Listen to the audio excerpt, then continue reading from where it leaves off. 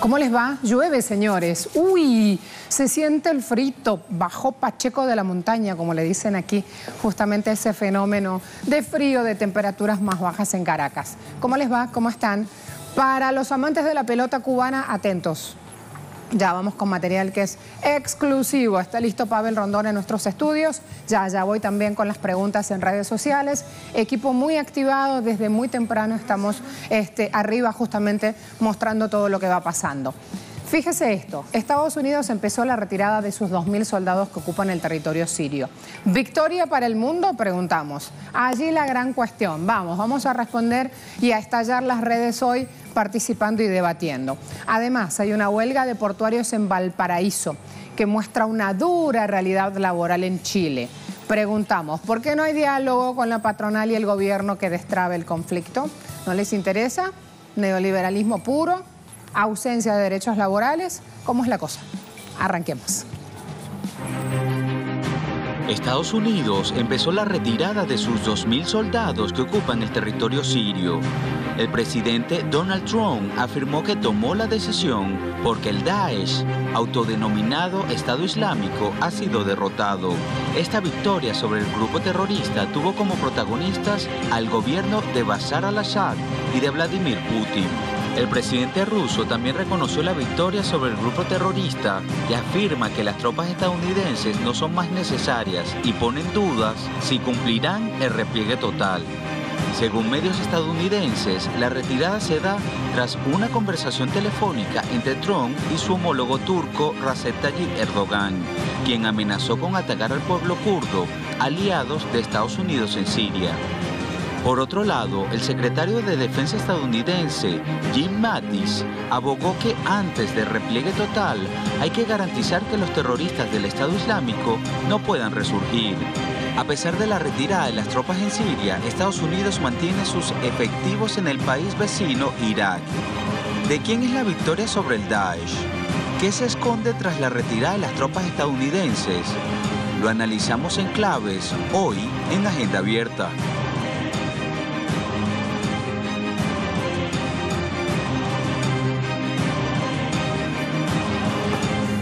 ¡Ánimo!, grita nuestro coordinador acá en el estudio. Y sí, es así.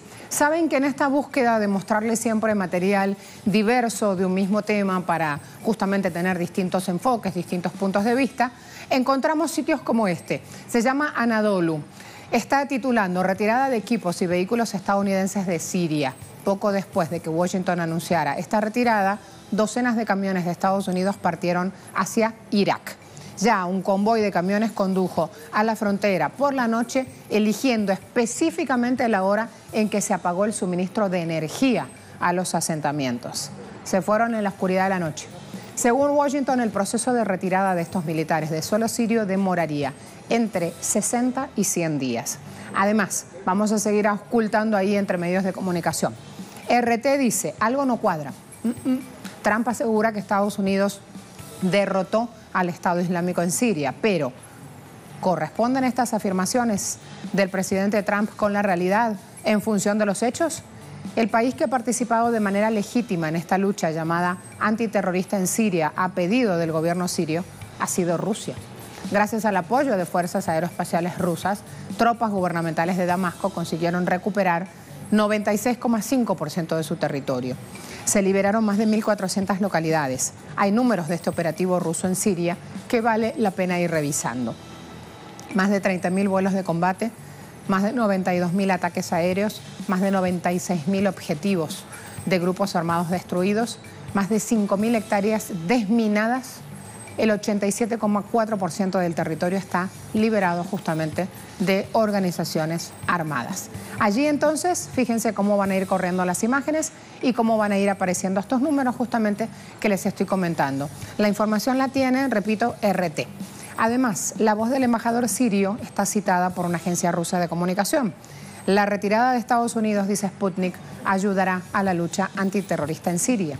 El diplomático destacó que Estados Unidos prestó asistencia a los terroristas y que no ayudó precisamente en el combate contra estos. La asistencia se hizo entregando armas, financiando a los grupos armados, protegiendo y creando una zona de amortiguamiento entre nuestras tropas y el Estado Islámico. Allí las declaraciones, vamos a ir viendo cómo Siria está padeciendo este conflicto armado desde marzo de 2011. 7 años después, esta es la situación.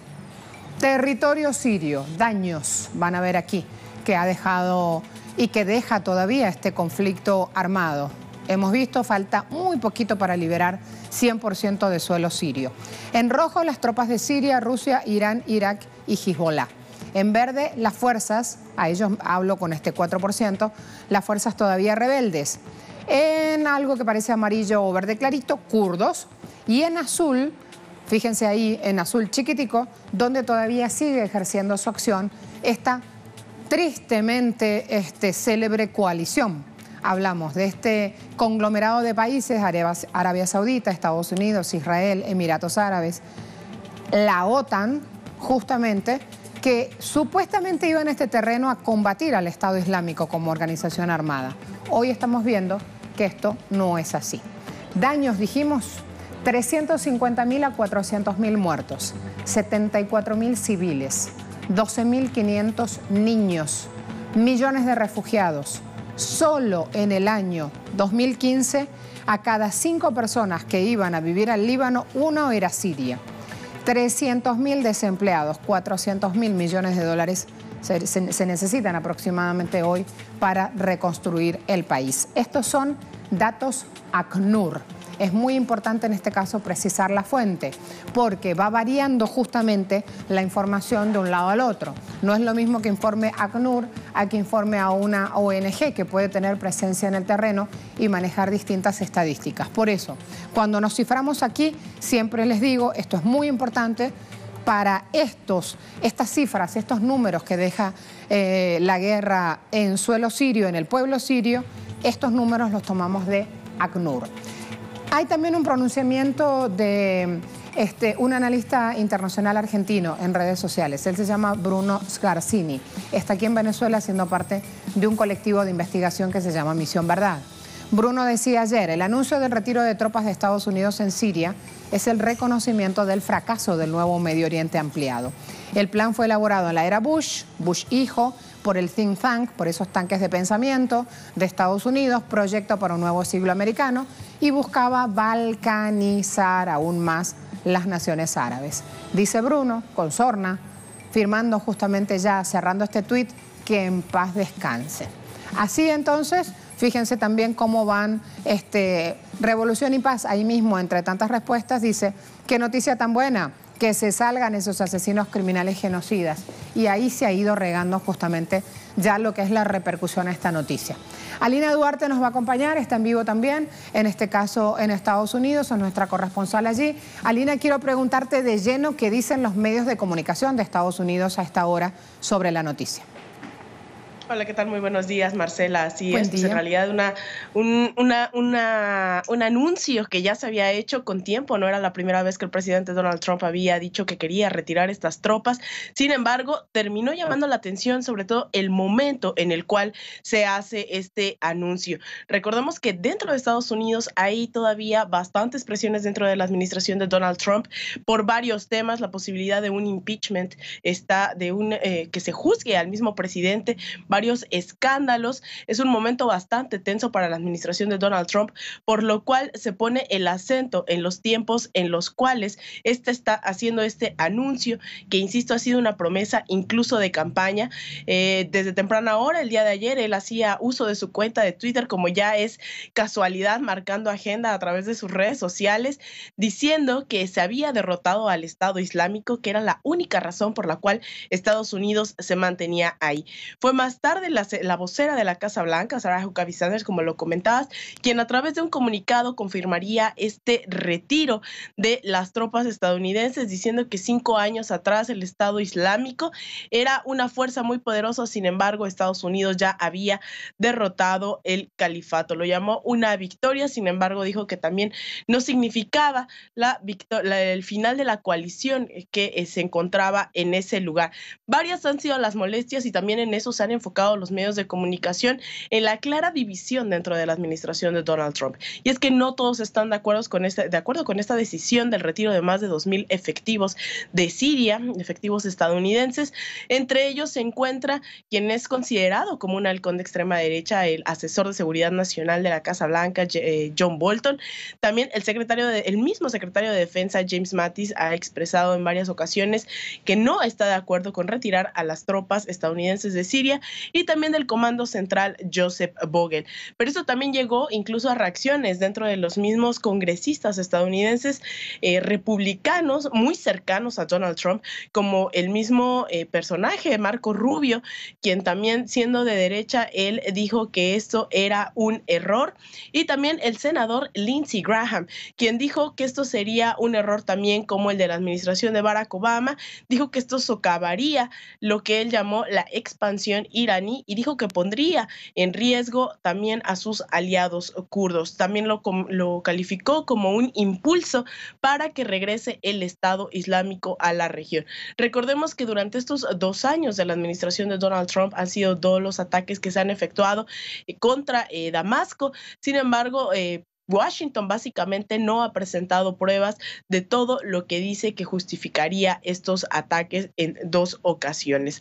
La presencia, como ya lo has mencionado, Marcela, la presencia de las tropas estadounidenses en la región y de la coalición ha estado marcada por los constantes llamados de violación a derechos humanos, razón por la cual todavía genera escepticismo a quién beneficiaría este retiro de tropas de la región.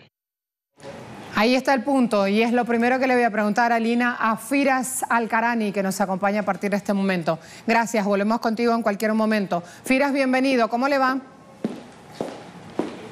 Buenos días desde Valencia, la verdad muy bien. Saludos a Venezuela y a su pueblo, que está solidario con Venezuela como con Siria.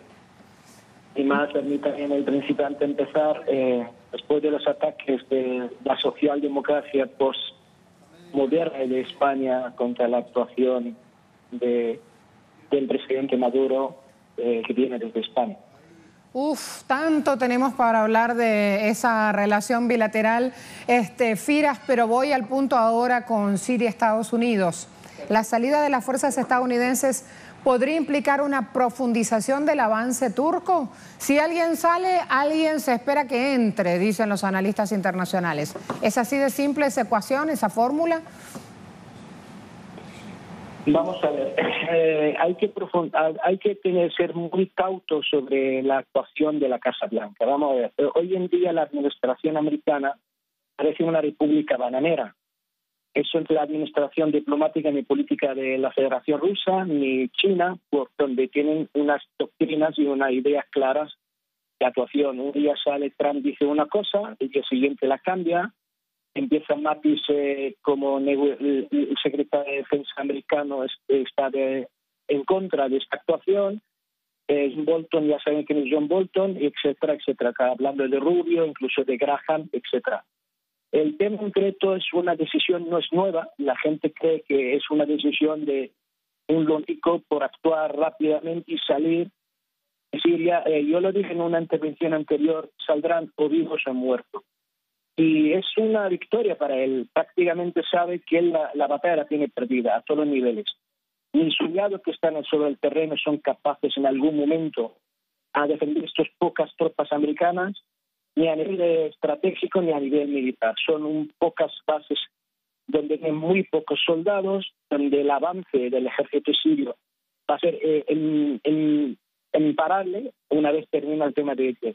Por lo tanto, es una manera propagandística de decir yo me retiro antes que luego tiene que retirar prácticamente que ha perdido posiblemente la batalla. El Estado Islámico está igual intacto en la zona donde controla de ahora y hace 2 semanas. Incluso ayer mismo intentó atacar el territorio iraquí. Ellos lo protegen a nivel de la guerra electrónica, no dejan que se avanzan ni aviones, incluso de reconocimiento sobre la zona, ni a nivel de Irak, ni desde el territorio sirio. Tengo que recalcar una cosa muy importante, que los misiles, el S-300, yo diría están como tecnología son entre el S300 y el S400. Llevan un material más sofisticado de lo que se entiende por el S300, donde puede cubrir todo el territorio sirio. Y eso significa, en un avance de las tropas sirias, la aviación americana está en peligro total. Y hay que recalcar otra cosa, que Rusia hace poco, nadie le dio mucha importancia, iba a instalar una base militar muy cerca de la base militar del Tanef, donde están los americanos rodeados por el ejército sirio.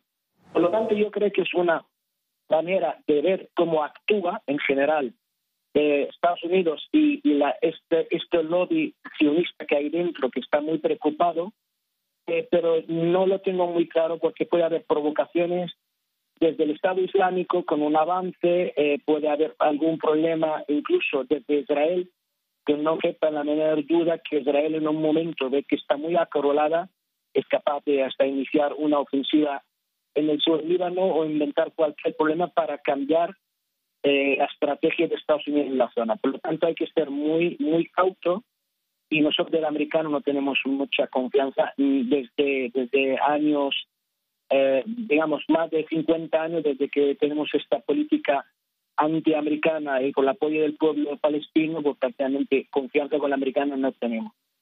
Hay que recalcar otra cosa, que ellos no tienen apoyos en Siria de ningún tipo, lo que tienen en Irak. Aparte que ellos, para retirarse de ahí, se quieren apoyar incluso sus mercenarios en la zona del este de Éufrates, como al mismo Daesh, que está trasladando los líderes de ellos y muchas tropas a otras zonas del mundo donde quieren usarlos como mercenarios. Ellos pueden hablar desde el territorio iraquí, tienen sus bases militares intactas, donde se pueden mover tropas, incluso desde el Golfo Pérsico. Cortito ya para el final, entre las advertencias que estás haciendo y el pedido justamente a ser cautos, Vladimir Putin a esta hora está desarrollando una conferencia de prensa anual. Y advertía hace pocos minutos del peligro, palabras textuales, de un nuevo escenario nuclear. Él dice que Occidente no le está dando la debida atención a ese peligro y llama una vez más a estar alertas. De hecho, de este lado del mundo, a esta hora los medios de comunicación están resaltando esa información como el titular más importante aportado por Putin. Quiero pedirte también, Firas, por favor, tu comentario sobre el punto. Vamos a ver, hay que recalcar una cosa, que hoy la Federación Rusa no es la Unión Soviética de Khrushchev, ¿vale? En la época del problema, el conflicto de Cuba y los misiles. Y no es la época de la perestroika, que ha sido una falsa bandera de 4 líderes que han podido cargar todo un Estado que podía haber existido, incluso son palabras de Putin. Desde Kravchuk hablando de Primakov o Shevardnadze o el propio Gorbachev. Este hombre no va a arrogarse ni va a arrogarse delante del imperialismo. Si tiene que haber una posible amenaza nuclear, no me da la menor duda. Estados Unidos está jugando con fuego, con retirarse del tratado de misiles de corto y medio alcance. Yo creo que la presencia a la semana siguiente de los 2 Tupolev 160 en territorio venezolano demuestra que la cosa va en serio. O tienen que tomar que el mundo ya ha cambiado, no puede haber un imperio dominando el mundo, o puede haber consecuencias importantes, porque el territorio venezolano está muy cerca del territorio americano, y si tú me pones bases militares en la frontera de Rusia, donde crees que vas a instalar algún tipo de misil, yo puedo instalártelo si es necesario, hasta en Venezuela si es necesario, como en Colombia, porque la amenaza del imperialismo está sobre Venezuela, sobre Nicaragua y por supuesto pronto lo veremos en Bolivia. Todo está relacionado. Evidentemente la cosa no es solo Siria, no es todo el escenario sirio. Evidentemente hemos avanzado muchísimo, pero la guerra no ha terminado. Y una victoria muy importante contra el imperialismo del mundo. Desde la guerra de Vietnam no se ha visto una actuación tan heroica del pueblo sirio, y gracias a su presidente y su gobierno que han podido resistir durante 8 años. La verdad, es una hazaña muy importante. Cómo para un presidente joven aguantar 8 años el asedio, la guerra, el bloqueo, y este pueblo que ha estado asediado, algunos pueblos o ciudades como Alepo, 5 años sin agua potable, sin luz, sin comunicación, y han podido resistir. Y gracias a esto ha cambiado el mundo. Ahí se ha levantado Rusia, y Rusia hoy en día con China, hoy en día no van a permitir en ningún momento que haya un chantaje de Occidente con sus misiles, los misiles nucleares, como una guerra convencional en cualquier sitio. Firas, un gran abrazo. Muchas gracias por este tiempo. Muchísimas gracias a ustedes. Hemos preguntado en redes sociales si es una buena noticia esta retirada de Estados Unidos de territorio sirio. A continuación, las respuestas. Victoria para el mundo era nuestro interrogante. Sí, dice 23%. No, aún nos falta 43%. Derrota para Trump, 34%. De inmediato me voy a unir el mismo tema porque termina de hablar Vladimir Putin sobre este punto en cuestión. Vamos a ver las imágenes. Hay un récord de asistencia de prensa del mundo a esta hora, esta conferencia internacional que está brindando el presidente de la Federación Rusa. Fíjense que hace minutos nada más Putin coincidía con Trump al hablar de victoria contra el Estado Islámico en Siria. Cuando tengamos el audio en español, ustedes me avisan y escuchamos un poquito también de lo que está planteando aquí esta asistente a la conferencia. Hemos derrotado a ISIS, ha dicho Putin, en Siria. Mi única razón para estar ahí durante la presidencia Trump, declaraba el mandatario norteamericano en Twitter el miércoles, poco antes de que la Casa Blanca anunciara el repliegue de estos 2.000 efectivos militares. Así las cosas entonces, un día después que Washington emite ese pronunciamiento, el presidente Putin habla sobre el tema.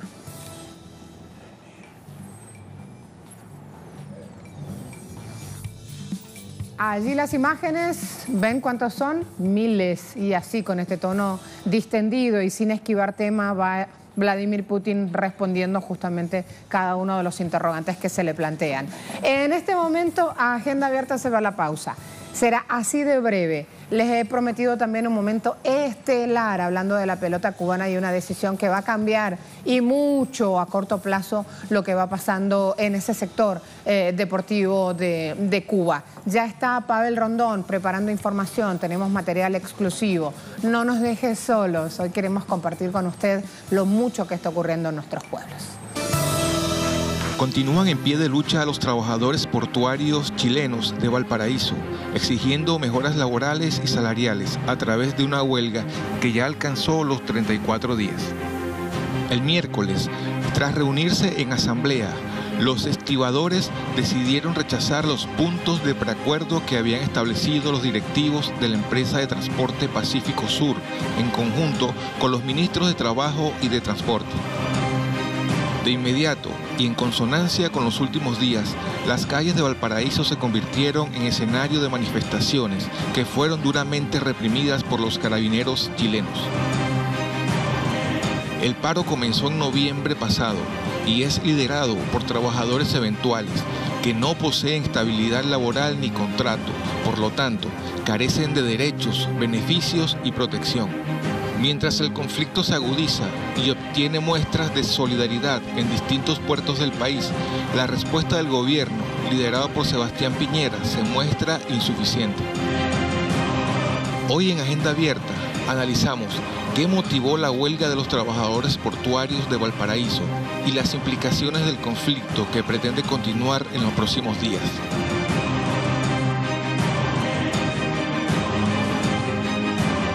Pura Noticia dice, día 34 de conflictos. No es nuevo lo que pasa en Valparaíso. Uf, tiene una historia aquí atrás. Cuántas cosas hay que conocer del panorama laboral chileno. Los portuarios, que son los changarines en verdad, le dicen portuarios eventuales en los titulares. Son los changarines, los que cargan, los que descargan, los que siempre han estado trabajando sin ningún tipo de cobertura social, a la buena de Dios, bajo lluvia, bajo cualquier condición climática, porque si no hacen esa tarea, si no cargan y descargan, no comen, no llevan el alimento a la casa, no llevan el puchero a la casa. Bueno, Como están en protestas, ayer pusieron unas maderas, algunos objetos en una avenida en Valparaíso, salieron también desde el inmueble que está reuniendo al sindicato de estibadores, buscando encender barricadas, una situación que llevó a que actúen los carabineros nuevamente, que aparezca la represión, que se suspenda el tránsito vehicular, etcétera, etcétera. Buscan hacer ruido los trabajadores y hacer conocer al mundo la situación que pasan. ADN Radio dice: paro portuario en Valparaíso es el segundo más extenso de los últimos 20 años. ¿Qué dicen los empresarios? Tenemos que dialogar, esto no puede ser así, está parado, no tenemos cómo sacar la fruta, porque desde Valparaíso se mueve justamente todo el sector de exportaciones de frutas, esos arándanos deliciosos por los que pagamos fortunas después en los supermercados. Bueno, pagan, porque hace tiempo que no pagamos más de eso. Bueno, todo eso sale a través de Valparaíso. Me vengo aquí, ¿para qué? Para conocer esta realidad. 34 días de paro, decimos. ¿Quiénes son los que están de paro? Bueno, vamos a cumplir. Vamos a mostrarles también, ya con Tiare Valenzuela aquí con nosotros esperándonos, vamos a mostrarles. Los trabajadores que tienen funciones de carga y de descarga son justamente los que están en la calle reclamando. Trabajan en los barcos, trabajan en recintos portuarios, ahí como Dios los ayuda, porque esa es la realidad. Sigo avanzando también en dar a conocer cómo estos operarios eventuales hacen parte de más del 50% de la fuerza laboral portuaria en Chile. Son contratados 7 horas y media cuando hay exceso de trabajo en el puerto, cuando nadie quiere hacer el trabajo sucio, el trabajo duro, el trabajo forzado, porque hay que poner el lomo para cargar y descargar, señores. Un trabajo físico extenuante. Terminan el turno, terminan la obligación con la empresa, firman una planilla, van, cobran su jornal. No tienen ningún tipo de estabilidad laboral, no tienen contrato, por lo tanto no hay derecho laboral adquirido acá, no hay beneficios, no hay protección del Estado al trabajador, nada. ¿Qué están exigiendo? Justamente sentarse en una mesa de diálogo, discutir condiciones laborales, que les paguen un bono compensatorio por todo este proceso que los está dejando hoy sin trabajo. ¿Por qué? Porque si una empresa, en vez de pagar al jornalero, va y contrata un par de grúas, levanta también de esa manera la mercadería que necesita levantar. Hay dos empresas, TPS y TCVAL, que precisamente son las que no quieren, ellos no quieren presentarse entre estas dos empleadoras, digamos, en esta situación, porque obviamente van a vivir represalias. Esa es una realidad. Pablo Klimpel es el vocero de trabajadores portuarios y ha dicho: lamentamos los efectos colaterales de esta protesta. Lamentamos que estas exportaciones no puedan salir de Valparaíso a fin de año, pero el conflicto escaló a toda la ciudad. El nivel de violencia es cuando existe precariedad del trabajo. Acá tenemos el apoyo de la ciudad, la gente se solidariza con nosotros. ¿Cuál es la cuestión aquí? Esto arranca en Valparaíso, pero ya se va extendiendo a distintas ciudades y otros puertos del país. Ahí justamente lo que pasa. Y mientras esto sucede, también hay otras voces que dicen: todo esto pasa con tanta injusticia en Chile, donde los trabajadores son reprimidos por mostrar su problemática, y habla del paro portuario. Doris dice: mientras ese paro se da, se sigue asesinando al pueblo mapuche. Y cita la etiqueta del caso Catrillanca: es necesario que los movimientos sociales nos unamos para cambiar Chile y su modelo de depredación. Ahí entonces los puntos. Así, con toda esta información en mano, vamos con Tiare Valenzuela, ya la han visto esperándonos ahí, está en vivo desde Chile. Aquí el peligro real, Tiare, es que se extienda la protesta de Valparaíso a otros puntos. Eso queda claro, por eso vemos a los empresarios con sus bocinazos mediáticos diciendo: nos hace mal dejar de exportar, todos perdemos. Lo que hay que dar a conocer al mundo, en verdad, es esta realidad tan oculta de Chile. Más del 50% de sus trabajadores en un puerto no tienen ningún tipo de derecho laboral. Bienvenida, compañera.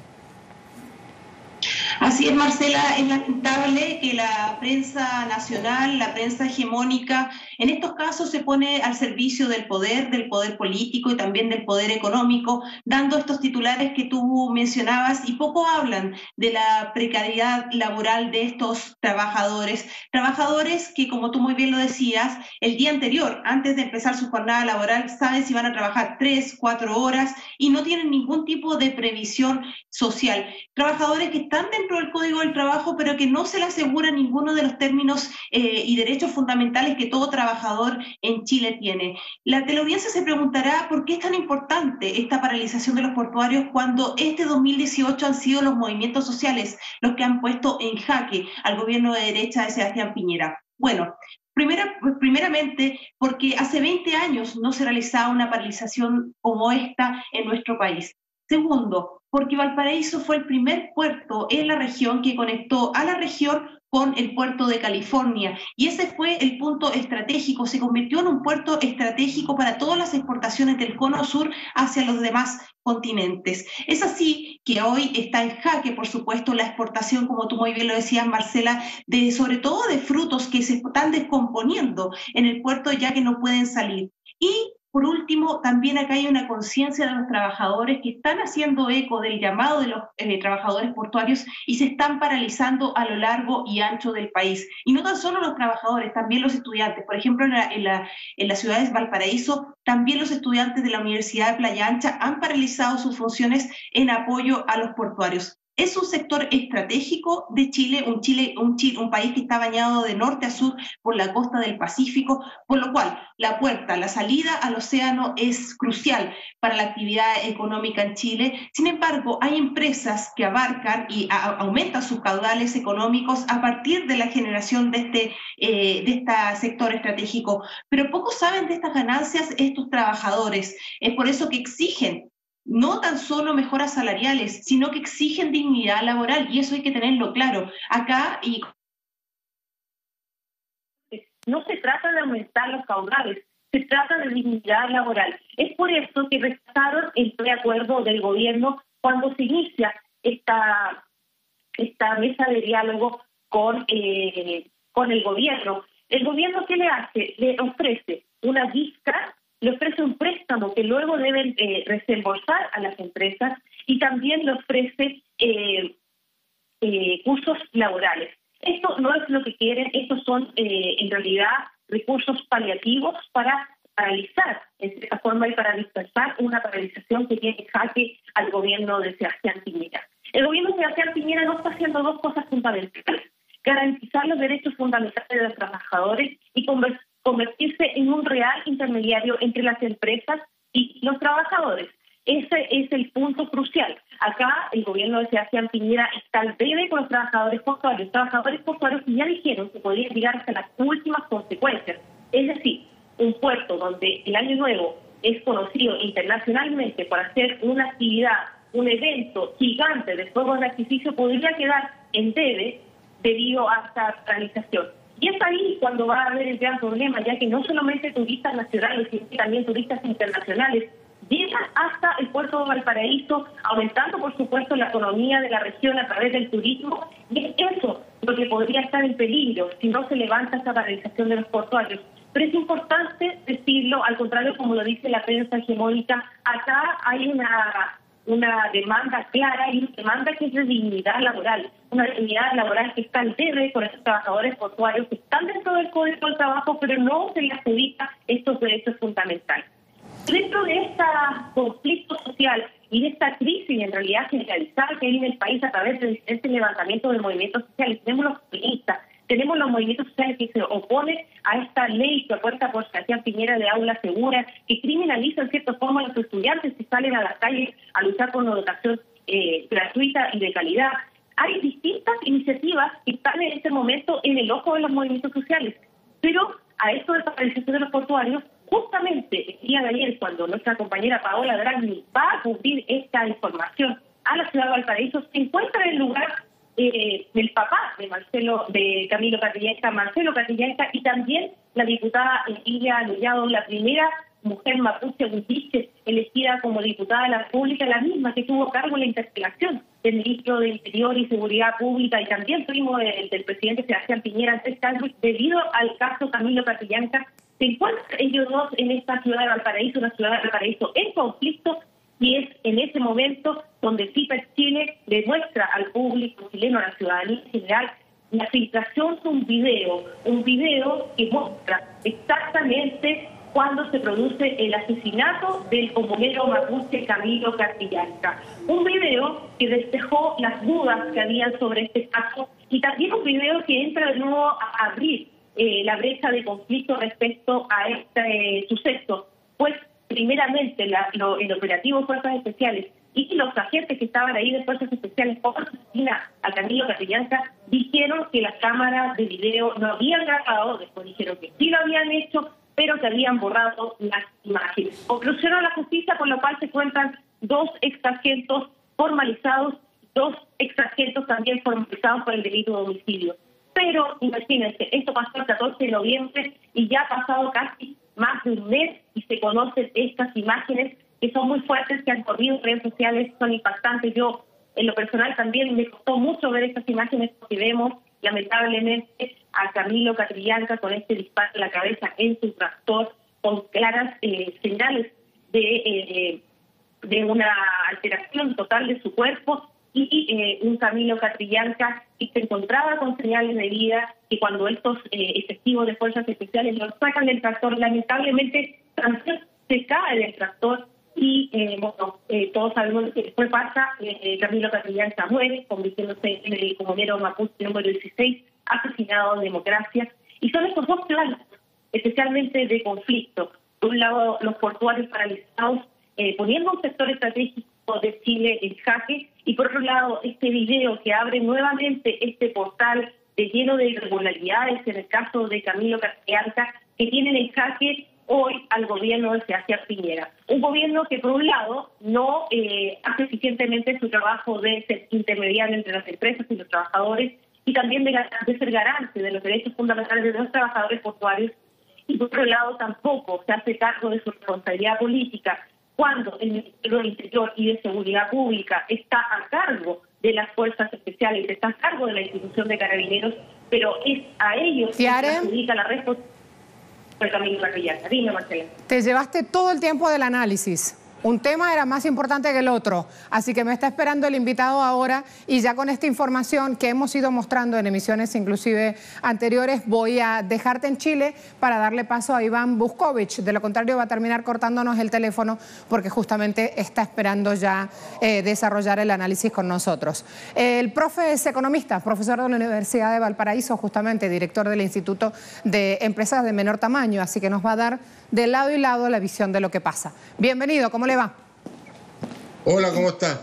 Muy bien, aquí siguiendo de cerca, tanto que hablamos por estos días en Latinoamérica de la, le llamamos la ley de esclavitud de Orbán, y resulta que nos damos con que hay más del 50% de trabajadores en Valparaíso que no tienen ningún tipo de derecho. Habló derecho laboral. Creo que usted es el indicado para resumirnos justamente esta situación laboral que se vive en una Chile que presume de tener muy buenos índices económicos. Mire, yo efectivamente creo que desde el punto de vista de la macroeconomía, Chile tiene una muy buena situación.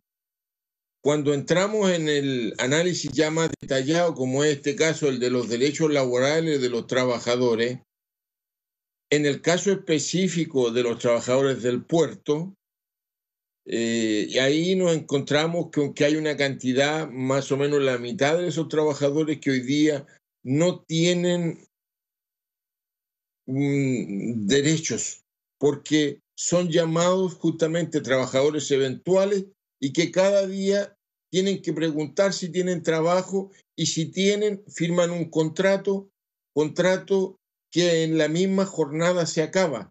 Entonces ellos están contratados por el día y se les firma un contrato con el que inician, y con ese mismo documento acaban la jornada y se termina la relación laboral entre el patrón y el trabajador. Lo que hace que evidentemente sea un trabajo muy precario. Cuando había mucha actividad en el puerto, aun cuando era precario, el ingreso era importante. Pero hoy día que la actividad portuaria ha bajado, pasa a ser, además de precario, un sueldo muy mínimo, muy básico, que no alcanza a cubrir nada. Estamos hablando de menos de $500, que en Chile, con lo cual no puede subsistir una familia. Y ahora, ¿por qué cree que ha bajado entonces, si tiene buenos índices, la actividad portuaria en Valparaíso? Usted me dice que antes había mucho más trabajo que ahora para estos operarios. ¿Es porque han contratado trabajo mecanizado, digamos grúas, están manejándose de otra forma a la hora de distribuir la carga laboral, o han cambiado de método? No, esto tiene que ver con una cosa muy sencilla. A Chile, como es un país abierto desde el punto de vista económico, nosotros, el 95% del comercio internacional de Chile se hace por barco. Es el principal medio de transporte por el que se sacan y se ingresan las mercaderías al país. Estoy hablando de un país que es abierto. Dadas las dificultades que hay en el comercio mundial, ha bajado todo el negocio de exportación e importación en Chile, porque la expectativa que se está presentando a propósito del conflicto entre China y Estados Unidos afecta al comercio mundial, y en esa perspectiva ha bajado la actividad portuaria en Chile, correspondiente a la bajada de las compras de los chinos de cobre, bajada desde la compra de fruta del resto del mundo que le hace a Chile. Chile finalmente es un país proveedor de materias primas sin mucho valor agregado, y eso hace que seamos completamente vulnerables a los vaivenes del comercio internacional. Y hoy día lo que estamos pasando en el comercio internacional una bajada que repercute en Chile. Y eso repercute, entre otros, a los trabajadores del puerto, porque hay menos trabajo, porque hay menos actividad económica. Y entonces eso hace que tengamos un panorama que sea, si además de eso tenemos la baja cumplimiento o el bajo compromiso de los empresarios con sus trabajadores, tenemos un cuadro perfecto para la crisis en la que estamos hoy día, que hoy día tenemos el puerto funcionando, pero a muy baja escala. Nosotros hoy día estamos en la práctica procesando del orden del 10% de la carga que debiéramos estar procesando como Valparaíso. Del 100% estamos haciendo solo entre el 10 y el 20%, porque este conflicto ha escalado y los otros puertos también de la región también se están parando, y en el resto del país también van a haber paras. Entonces, el comercio internacional de Chile, que es nuestro principal eslabón de subsistencia como país, se está afectando. Y lamentablemente el Estado de Chile en esto no ha jugado el rol que debiera jugar, porque no puede ser. El conflicto hoy día lo tienen los concesionarios del puerto, pero quien entrega la concesión es el Estado. Por tanto, el Estado pudiera haber tomado medidas y cancelar la concesión y poner a otros, o el mismo Estado asumir el manejo del puerto, y no hubiéramos resuelto este problema. Pero aquí se está afectando la imagen del país y en particular la imagen de Valparaíso. De hecho, esto nos ha complicado a tal extremo que los cruceros que debieran llegar a Valparaíso no están llegando por la conflictividad que ellos ven y que notan. Y eso naturalmente afecta al gran empresariado, pero también a los pequeños, a los hoteles, los restaurantes, los que mueven a los taxistas, etc.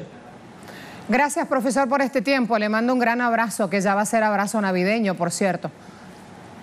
Muy bien, muchas gracias. Saludos a usted y a todos nuestros televidentes. Muchas gracias. Huelga de portuarios muestra una dura realidad laboral en Chile. Preguntamos por qué no hay diálogo con la patronal y el gobierno, un diálogo que destrabe el conflicto. Y ustedes dicen no les interesa. El 19% de ese total que respondieron la pregunta dicen no les interesa. El 67% dice, señores, así es el neoliberalismo puro. Y ausencia de derechos en Chile dice el 14%. ¿Saben qué? Nuestros compañeros en redacción habían preparado, inclusive para cerrar este bloque y conocer un poco más, el himno de los trabajadores portuarios que existe en Chile, ¿sí? Se da y la tenemos ahí a la cancioncita. Y el rock en Chile muchas veces da verdades sociales que son muy duras. Aún en la época de Pinochet siempre buscaban su espacio y hacer realidad su punto de vista, justamente luchando por una inclusión y por derechos para todos. En este caso, la banda chilena se llama Los Miserables. Así que aquí entonces vamos con un pedacito de este himno de los trabajadores y a la vuelta lo que les prometí, deportes.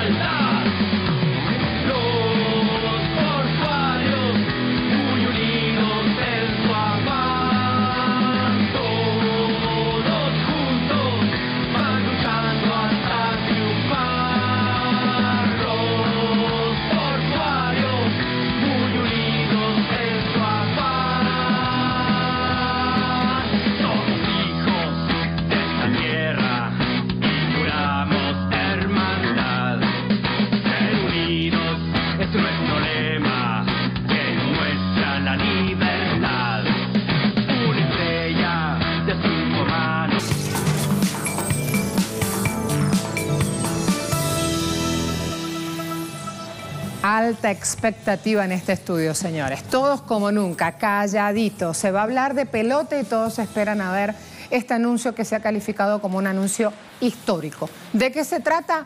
Pavel con nosotros, el súper especialista. ¿Cómo le va? Gracias. Muchas gracias, lo hice buenos levantar días. temprano, pero lo hice vale la llegar pena. con lluvia. Vale la pena. Perdón. No. Muchas gracias por venir con nosotros. ¿Qué ha pasado? Que estamos en esta situación y hablamos de un anuncio histórico. Así mismo es, Marcela, es un anuncio histórico porque desde ayer en horas de la tarde ya se dio a conocer que la Federación Cubana de Béisbol y las Grandes Ligas firmaron un acuerdo que le permite a los peloteros cubanos a partir del año 2019, ya lo estamos viendo en algunos medios digitales, poder jugar en las Grandes Ligas, sobre todo sin renunciar al país, que es lo más importante. A la nacionalidad. Exacto, no renuncias a la nacionalidad, no renuncias al país, a poder vivir en Cuba. Ajá. Y puedes, o sea que te vas a jugar por temporada fuera de la isla y podés volver después sin ningún problema. Exactamente, algo que no sucedía en los últimos 60 años. Ajá. Y no es que en las Grandes Ligas no jugaran en los últimos años los peloteros claro. cubanos, pero tenían que hacerlo traicionando al país, dejando el movimiento deportivo cubano lacerado, porque después no podía representar a los equipos nacionales. Tenían que asumir una segunda nacionalidad, porque el bloqueo no permite que los peloteros cubanos hasta este minuto puedan jugar en las Grandes Ligas, porque no pueden ser contratados oficialmente. Y ese dinero no ingresa a Cuba. O sea que el movimiento deportivo cubano forma a los atletas y después los perdía. Y no recibía ni ingresos ni podía contar con ellos para los eventos internacionales. O sea, ya eso, felizmente... Fuga de cerebro deportivo. Exactamente, ya eso llega al final y por eso decimos que es un suceso histórico realmente. Vamos a seguir mostrando entonces todo lo que trajo, compañero, material exclusivo. Vamos a tener ese privilegio. Así mismo es, Marcela, material exclusivo para Agenda Libre. Arranque, así nos alcanza el tiempo. Vamos. Vamos entonces con los detalles de esa conferencia de prensa que tuvo lugar ayer en el Salón de Actos del Estadio Latinoamericano de La Habana, donde estuvieron varios medios de prensa nacionales y extranjeros cubriendo este suceso histórico que marca un antes y un después de un largo proceso bastante amargo que ha vivido el béisbol cubano en los últimos 60 años. En el lugar de los hechos estuvo el periodista cubano Andy Luis Leal de la Televisión Nacional en la Mayor de las Antillas y nos preparó el siguiente informe para Telesur. En un hecho que marcará un antes y un después en la historia del béisbol en Cuba, la Federación de ese deporte y Major League Baseball firmaron un acuerdo para la contratación de peloteros cubanos en Grandes Ligas. El pacto permitirá que los jugadores asociados a la Federación Nacional y en el resto del sistema de competencias de la pelota cubana puedan ser contratados por cualquiera de los 30 equipos de la MLB. Este contrato hoy le da una vía segura, tranquila, de poder jugar en Cuba, de poder por ser contratado en cualquier equipo de Grandes Ligas y del área, como decía anteriormente. El acuerdo se abre a ligas del área como la Liga Mexicana o la puertorriqueña, pertenecientes a organizaciones de MLB. Pero la Federación Cubana es la primera de América en lograr este contrato con Major League. Para contratar un pelotero, un equipo X de la Grandes Ligas que esté interesado por él mismo, tiene que observar el pelotero, tiene que dirigirse a la organización de la Grandes Ligas mostrando su interés por él mismo y a través de la Grandes Ligas pasa entonces a la Federación Cubana de Béisbol y la Federación Cubana la libera o no, de acuerdo a lo que contiene este contrato. Para Cuba, este es un acuerdo de cara al futuro. Este contrato es de ahora hacia adelante. Los jugadores que ya están jugando otras ligas no están contratados ni pertenecen a la Federación Cubana de Béisbol. Esto le permite a los mismos, a estos jugadores, en el futuro, regresar, jugar en Cuba, jugar los campeonatos internacionales y representarnos en cualquier momento, desde luego, siempre teniendo el permiso de su club. Todavía este tema, que se ha hablado mucho de él, que es del famoso equipo unificado, para los jugadores que ya están, obedecen a otros fenómenos, como son las leyes internacionales, las leyes migratorias, a las cuales no escapamos nosotros y que tendrán otro tipo de decisión, porque como ustedes saben, intervienen las organizaciones migratorias de ambos países. Ahora los peloteros cubanos podrán jugar en las ligas mayores sin perder su residencia en el país ni su vínculo con el béisbol en la isla. Un sueño para leyendas del pasatiempo nacional cubano. Que hubiese sido antes, muchísimo antes, y así nuestro negocio sería a la altura que habíamos tenido en la década de los 80 y los 90. Yo pienso que bueno, no nos tocó, pero tocó. En este 2018 llegó el acuerdo y espero que sea para bien para todos. Porque si hay algo que tenemos que destacar aquí en el día de hoy es que este convenio se ha logrado en igualdad de condiciones, de respeto mutuo y de respeto a nuestro béisbol y a nuestro país. Por primera vez en más de 50 años, peloteros cubanos podrán jugar béisbol de Grandes Ligas de manera legal y organizada. Es un acuerdo feliz para la Federación Cubana de Béisbol, feliz también para las 30 organizaciones de Grandes Ligas y sobre todo para los amantes de nuestro pasatiempo nacional. Muchas gracias al colega cubano Andy Luis Leal por este informe para Telesur, y es un acontecimiento que llena de alegría a todo el movimiento deportivo cubano, a los peloteros, a la familia del béisbol que ha tenido que sufrir este trago amargo durante 60 años. Pero hay antecedentes que nos llevan a este suceso histórico, porque justo es decir que la organización de las Grandes Ligas del béisbol ha hecho todo lo posible por acercarse a la Federación Cubana, por acercar ambas entidades. Cuba también ha dado su paso al frente y ha estado dispuesta todo el tiempo para llegar a este suceso que felizmente se hace realidad. 2 equipos de las Grandes Ligas incluso fueron por encima de todas las barreras históricas y llegaron incluso a visitar Cuba para enfrentar en tope amistoso a la selección de la mayor de las Antillas. Vamos a recordar entonces estos antecedentes que nos trasladan al suceso que hoy estamos viviendo. Si alguien gana con el convenio materializado entre la Major League Baseball y la Federación Cubana, es el béisbol. Ese deporte que tanto siguen millones de aficionados a nivel mundial y en ambos lados del estrecho. Ya no tendrán que abandonar más su futuro a la suerte, centenares de peloteros conscientes de su calidad en busca de probarse en el mejor béisbol del mundo. Ya no tendrán que romper nexos de ningún tipo con el país que los formó como atletas, ni poner en riesgo su vida e integridad física y la de su familia. Situación que tiene sus orígenes en el enfriamiento de las relaciones por parte de Estados Unidos a partir de 1962 y que puso fin al flujo ordenado, legítimo y conforme a la práctica internacional de peloteros cubanos hacia los equipos de ligas mayores y ligas menores norteamericanas. Pero nada pudo impedir que a partir de entonces el béisbol cubano iniciara un dominio total de 5 décadas en competencias internacionales, que se proclamara campeón en 25 Copas del Mundo, 11 Copas Intercontinentales, 3 Juegos Olímpicos y un subtítulo en el primer Clásico Mundial. Aunque demoró casi una década en consumarse, al final no se pudo impedir la primera visita de un equipo profesional de las Grandes Ligas de béisbol estadounidense a Cuba, después de 4 décadas de hostilidades, cuando en aquel histórico juego del 28 de marzo de 1999, en un repleto estadio latinoamericano, los Orioles de Baltimore se agenciaron un cerrado triunfo de 3 carreras por 2 en 11 entradas. Ni el partido de vuelta en Baltimore, donde los cubanos tomaron revancha con amplia pizarra de 2 anotaciones por 6 y volvieron a dejar claro que Cuba seguía produciendo jugadores talentosos y apasionados del béisbol. Nada pudo impedir tampoco el reciente partido amistoso entre una selección cubana y el equipo de Tampa Bay, celebrado el 22 de marzo de 2016 en el estadio de la capital. Lo cierto es que hoy la realidad es otra. El 19 de diciembre de 2018 se escribirán los libros de la historia del béisbol y no solo en Cuba. Con el nuevo acuerdo firmado después de 3 años de negociación, comenzará una nueva etapa entre ambos países, que contribuirá satisfactoriamente a que los peloteros cubanos jueguen en las Grandes Ligas de béisbol estadounidenses sin perder su residencia en Cuba ni su vínculo legal con nuestro pasatiempo nacional, ese que atrapa a multitudes. Daniel Gotay para Telesur. Bien, vamos entonces ahora a ver algunas reacciones. Por ejemplo, se ha pronunciado el ministro de Deportes en Cuba, que en la mayor de las Antillas se le llama presidente del Instituto Nacional de Deportes, Educación Física y Recreación, INDER, y dice así: Antonio Becali Garrido: felicito a la Federación Cubana de Béisbol por el acuerdo histórico con la MLB, un paso decisivo para que el béisbol cubano pase a niveles superiores de desarrollo. Estamos felices. Y este es el mensaje que publica en su cuenta oficial de Twitter Antonio Becali, ministro de Deportes o presidente del INDER, como se le llama en Cuba. También tenemos otro mensaje de la Federación Cubana de Béisbol. Hola a todos, amanecemos en tiempos de acuerdo MLB y Federación Cubana de Béisbol. Mucho trabajo por delante. Y es así, hay que seguir trabajando para que a partir de ahora se pueda agradecer y que se vean los pasos de avance con este acuerdo. Tenemos otra repercusión. Ajá. La tenemos prevista. Vamos a ver. Seguir, seguir, seguir. Todo lo que leo de todos los cubanos hasta ahora en redes sociales es seguir, seguir, seguir. Telesur también hasta ahora ya tiene la información en nuestra web.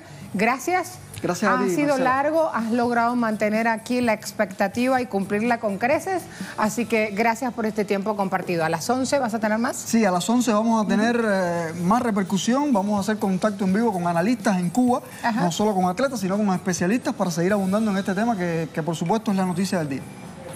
Mira cómo se preparan con todo, mira qué contentos están. Los veo mañana. Chao. Hasta luego a todos. Gracias. Gracias, mi amor.